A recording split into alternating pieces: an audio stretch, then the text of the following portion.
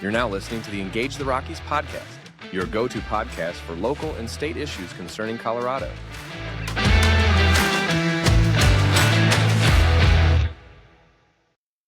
Hello, Rockies. This is Sarah Jane Maroney, your host, and welcome to the Week in Review for the fourth week of April in 2025. First up, the Lieutenant Governor is set to get some new duties. Governor Jared Polis set up his new Office of Saving People Money on Healthcare, and he would like the Lieutenant Governor to head it. The Senate Republicans said that they're fine with the extra duties, but not with the extra pay. Currently, Lieutenant Governor Primavera is paid a salary of $93,360 per year.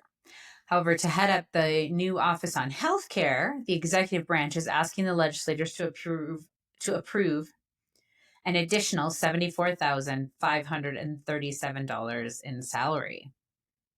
And the last two lieutenant governors had second jobs that netted them extra pay as well.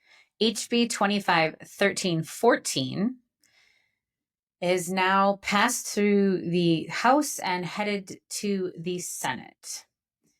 This bill would allow police officers, it grants peace officer status to employees within the Department of Revenue's new firearm dealer division, giving them the ability to carry weapons, conduct investigations, and make arrests. So if you're an FFL, the same agency that licensed you can now investigate you criminally. And this is obviously following hot on the heels of SB 3 passing and Governor Polis signing it. The Department of Revenue oversees dozens of other regulated industries: marijuana, liquor, auto sales, tobacco, and some do allow for peace officer standards training post board positions. However, the scope of who they would be granted to is kind of amazing. And it's only firearm dealers that would have all of these things. And according to the fiscal note on HB 251314, it is $0. There's no money appropriated. The Colorado Legislature budget bill has passed through the State House 43-21 and in the Senate 24-11, with most of the Republicans opposed.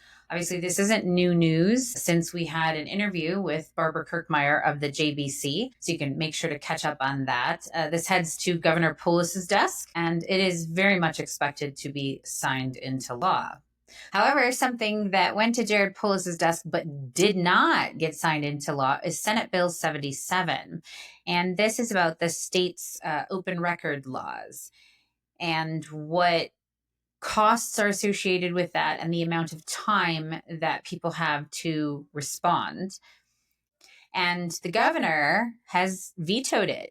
There's a lot of talk around the Capitol that the legislature are going to attempt to override his veto.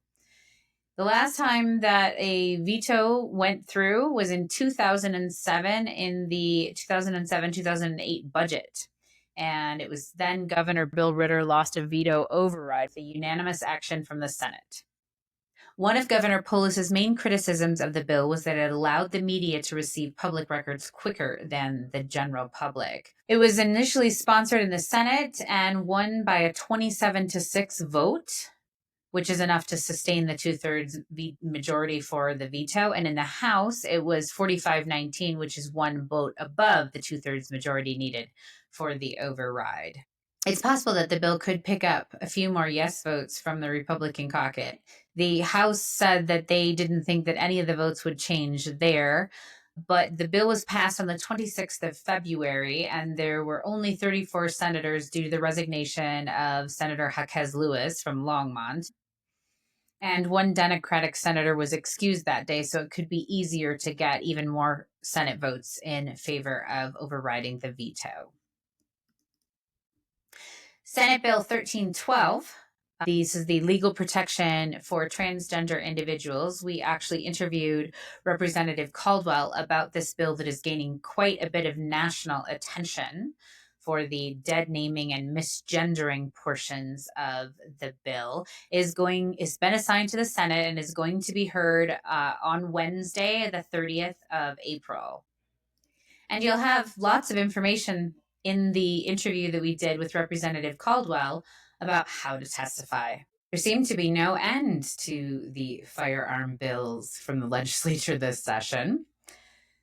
SB 25205, the firearm serial number check request procedure, has passed out of the House Judiciary Committee and onto the Committee of the Whole for the House. And it's obviously originated in the Senate with that SB at the beginning of it.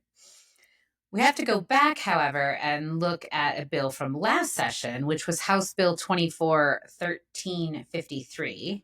So the 24 designates that it was last year. And this is the firearms dealer requirements and permit. And this is beginning on the 1st of July, 2025. It was passed through the legislature last year and signed by Governor Polis. And this is basically an extra license. So the state of Colorado is asking for anybody who has a federal firearms license, an FFL, to apply for a state permit in addition. So if they have this FFL, then we return back to this year. Now this bill, SB 205, if a licensee would fail to report that they reasonably believe, know, or should know, or become aware that a person sold or attempted to sell a firearm that is illegal based on this bill because of this firearm number check request procedure. Thus, if the previous bill, which goes into effect on the 1st of July, and someone, an FFL, has their additional state license, now with the possible passing of 205, they would be under extra scrutiny and required to do checks on serial numbers for the firearms, else putting their state license in jeopardy. House Bill 25-1291, if passed, will mean that Uber no longer operates in Colorado.